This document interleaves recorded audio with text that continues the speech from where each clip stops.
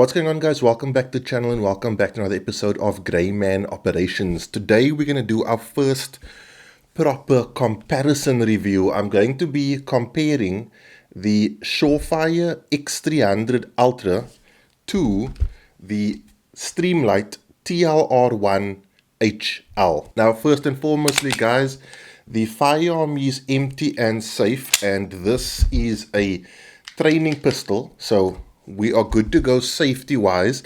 I'm going to be as objective as I can, but it's important to remember that everything in this video is an opinion, nothing is a recommendation. If you have one of these two lights, you probably have one of the two best weapon-mounted lights in the world. Surefire and Streamlight are the staple of handheld, full-size weapon-mounted lights. I would also say Inforce is quite good. They've been around for quite a while. And then you've got a couple of other guys who are trying to catch up, like Olight and Phoenix and those guys. But they've got a way to go in terms of getting the same reputation as these two lights. Before we get into the crux of the comparison review, I want to let you know that the giveaway, the Patreon giveaway for this month has changed. It was going to be the Nightcore BP18. It's now the Nightcore BP23. This is actually my EDC backpack.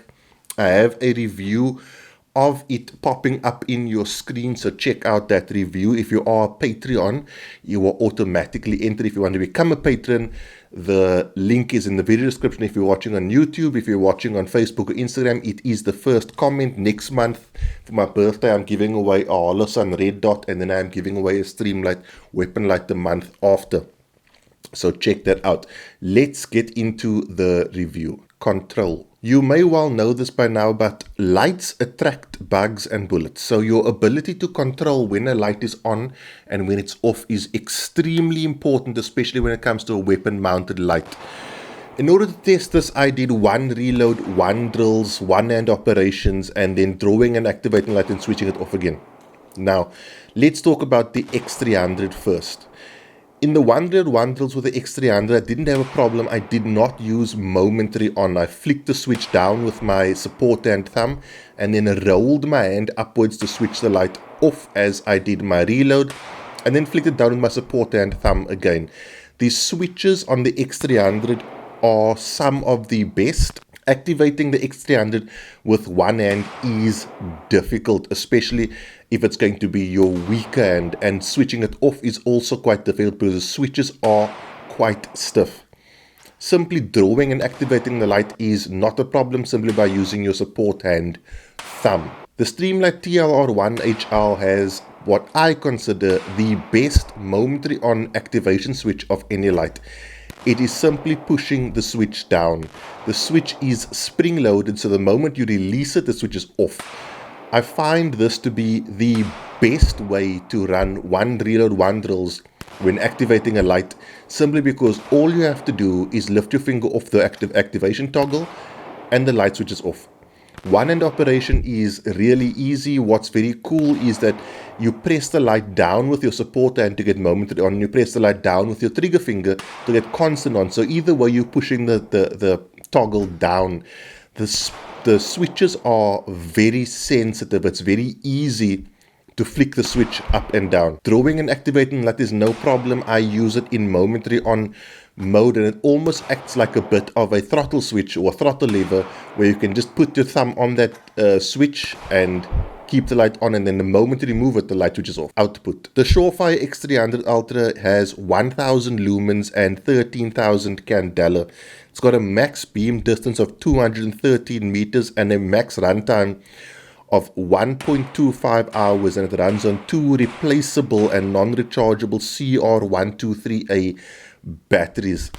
I do find that the X300 Ultra has a slightly warmer beam than the TLR1 HL. The TLR1 HL also has 1000 lumens but has 20,000 candela. It's got a max beam distance of 283 meters and a max runtime of 1.5 hours, and it also runs on two non-rechargeable CR123A batteries. The TLR1HL has a slightly better hotspot in my opinion and a more cool beam, which I really appreciate because a cooler beam gives you more disorientative ability, EDC ability. So guys, in terms of your ability to EDC these lights, there are multiple options. In South Africa, you have for the X300 Southwest holsters, which can make you a really cool holster. We also have Bravo concealment, which can sort you out. The Surefire X300 is probably the most popular weapon mounted light on the planet, so if you do get yourself one, it's highly likely you're going to be able to find yourself a holster for it. I can also say the Streamlight TLR1HL has really cool holster options. We have got Shinobi Kydex, which makes a very good TLR1HL holster.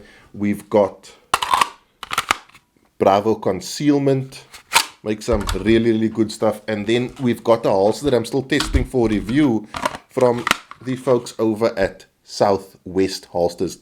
As you know, I will not review a weapon mounted light if I can't find a holster for it locally, because what's the point? If you can't, a weapon mounted light is not like a handheld. If you can't carry it inside of a holster, you can't pretty much carry the weapon mounted light. And I'm not someone who subscribes to the notion of only using a weapon mounted light by your bedside. However, if you are someone that does that, I would recommend the X300 over the TLR1HL, simply because the TLR1HL has a thumb screw or a screw type locking mechanism. Now, this is good for locking down to your rail, but it does become a schlep if there's something to take off every morning and put on every evening. Whereas the X300A version simply has these toggles that you just basically press down and it locks onto the rail. So it just pulls the locking mechanism down and it locks on and you're good to go. Price. Guys, in South Africa, the TLR1HL is going to cost you 5,100 Rand. Currently, it's on special from Balva Tactical. I will leave them linked down below. And then your Surefire X300 Ultra is available from SA Tactical Institute. And this guy's going to cost you 6,400 Rand. Special features. So on the Streamlight TLR1HL, I want to show you this special feature. So basically, for momentary on, you press down, and the moment you release it, it switches back on, which is very cool. The TLR1HL also does have strobe. If you sort of tap and hold, it goes into strobe. Now, you can program that out. You can also go constant on with strobe simply by putting it into constant on. What I meant earlier on, where I said it's a down press with both your trigger and your supporter and thumb. So with your supporter and thumb, you're going to want momentary on. With your trigger finger, you're going to want a constant on. And there you go. So it is very easy to control the momentary and constant on with the TLR1HL. The Surefire X300 does not really have any special features other than it's just a tank. The momentary on is a forward press, but it's not clicky, it's not tactile, right? It's just, you just basically feel like you're pressing up against a wall, and eventually the light switches on. There's no real movement. There's very slight movement in the switcher, shall I say, but no click or there's no actual tactility to the momentary on. And to be fair, the way I use it is I flick it on, and to put it off, I roll my hand to flick it off. I have never used the momentary on. One of the downsides of the switches of the TLR1HL is that they are very light. Now, in my testing, I've had 2, believe it or not, negligent discharges of the light, and this is what it looks like.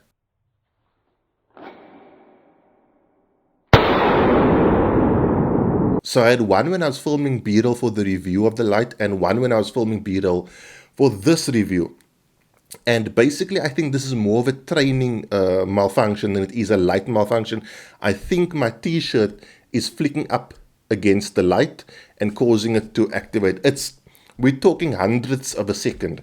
Where the X300 has an advantage is, trust me, you are not putting this thing on or off by mistake. Okay, the switches are very stiff, and I can imagine some people like that because it's way more controllable. And there's way less of an opportunity for a negligent discharge. But I can tell you, it takes time to build up the the finger strength, and your girlfriend will appreciate it, in order to activate this light easily. Verdict. So guys, as I said at the beginning of this video, this is going to be an opinion, right? And I'm not a gear elitist. I like what works for me the most. For me, my light of choice, if I had to choose between these two right now, is going to be the TLR1 HL. I find that it's easier to use. I like the beam pattern, and I like the beam color. I find that, especially with one-handed operations, it's much easier to use. I do want to just state that if you have an X300, listen, you probably have what many consider the best weapon-mounted light on the market. But I can see why people who own it really love the TLR1 HL. Another thing to consider is form factor. The X300 is significantly larger than the TLR1 HL. So when it comes to comfortably carrying it, there is going to be an offset. It is more comfortable to carry a holster that caters for the TLR1 HL than it is to carry one that caters for the Surefire X300. For me personally, I'm okay with the level of comfort or discomfort of either. I'm not like saddened by either. I will probably switch between the two, simply because I will want to remain current on both of them. And when I do switch to the X300, it's not like I miss out on anything. However, I really, really like that momentary on of the TLR1 HL. That's my verdict. I do just want to say, guys, if you own either of these lights, you are good to go. Don't stress about it. Maximize your training in order to increase your capability with these two tools, and you'll probably find you have the best weapon-mounted light on the market. That is it, guys. Have a good week. Be safe. Train hard. Cheers. God bless.